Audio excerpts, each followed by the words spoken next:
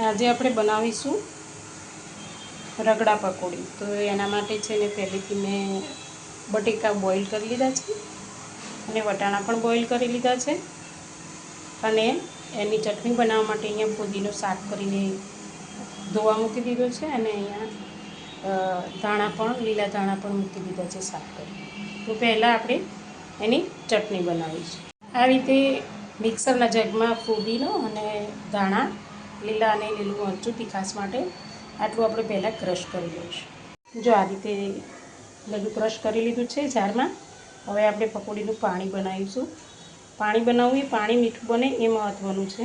ચલો હું અહીંયા તમને શીખવીશ। અહીં આપણે મીઠું લઈશું થોડું પાણીમાં। પાણી પકોડીનું બનાવવું એ મહત્ત્વનું છે અને આજે હું તમને એક સિક્રેટ પણ બતાવી દઈશ કે પાણી મીઠું કેવી રીતે લાગે છે કે બહાર જેવું કેવી રીતે। તો એમાં આપણે આટલો ચાટ મસાલો નાખીશું। પછી એની અંદર આપણે પકોડીનો મસાલો આ પ્રમાણે નાખીશું। પછી એમાં જારમાં મિક્સ કરેલી આપણે જે ફુદીનો અને લીલા ધાણાની પેસ્ટ હતી એ નાખીશું, બરાબર છે। અને પછી એક સિક્રેટ હું તમને કહી દઉં કે અહીંયા આ જલજીરા છે, તો જલજીરા નાખશો તો લીંબુ નીચોવાની કે કાળા મરી નાખવાની જરૂર પડશે નહીં, એટલે એનાથી બરાબર સરખી રીતે ટેસ્ટ આવી જશે। ચેનલને લાઇક શેર અને સબસ્ક્રાઈબ કરવાનું ભૂલતા નહીં। જો આ રીતે બધું પાણી તૈયાર થઈ જાય, અંદર મસાલો થઈ જાય, પછી એને આપણે હળવા હાથે બધું મિક્સ કરી લઈશું।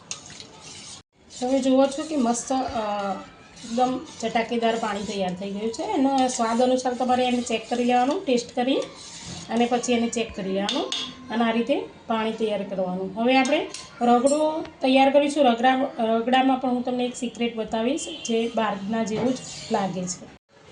અહીંયા આપણે હવે રગડો બનાવીશું। તો ગેસ મીડિયમ રાખીશું અને એની અંદર આપણે એક થોડુંક તેલ નાખીશું। આ રીતે રગડો બનાવવું એ સ્પેશિયલ છે અને એની અંદર ઘણાની ફેમિલીમાં પ્રોબ્લેમ હોય છે કે એમને સાંજના ટાઈમે બટેટા નથી ખાતા, પણ આની અંદર છે ને આપણે હિંગ નાખવાની છે, તો થોડી હિંગ એડ કરી દઈશું। એના લીધે એનો ટેસ્ટ બી સારો આવશે અને રગડો બી મસ્ત બનશે। અને મેં પહેલેથી જ બટેકા મેશ કરી લીધા છે, બટેકા મેશ કરેલા આપણે આ રીતે નાખીશું પહેલાં અંદર,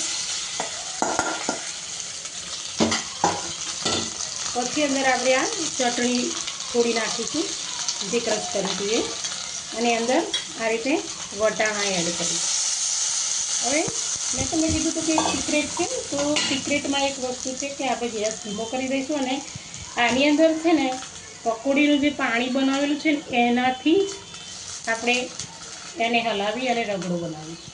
તો પકોડીનું પાણી રેડી દેવાનું છે, પછી એમાં થોડી હળદર અને મીઠું સ્વાદ અનુસાર નાખી દઈશું અને પછી આપણે એને મિક્સ કરીશું।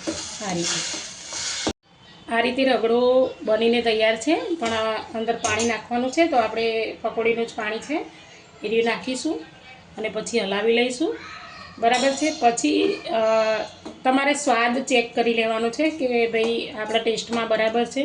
કોઈને વધારે તીખું જોઈતું હોય તો એક્સ્ટ્રા લાલ મરચું મિક્સ કરીને નાખી શકે છે અને એ પ્રમાણે પકોડીના ને બધા મસાલાના મીઠું ને બધું ચેક કરી અને નાખી શકો છો।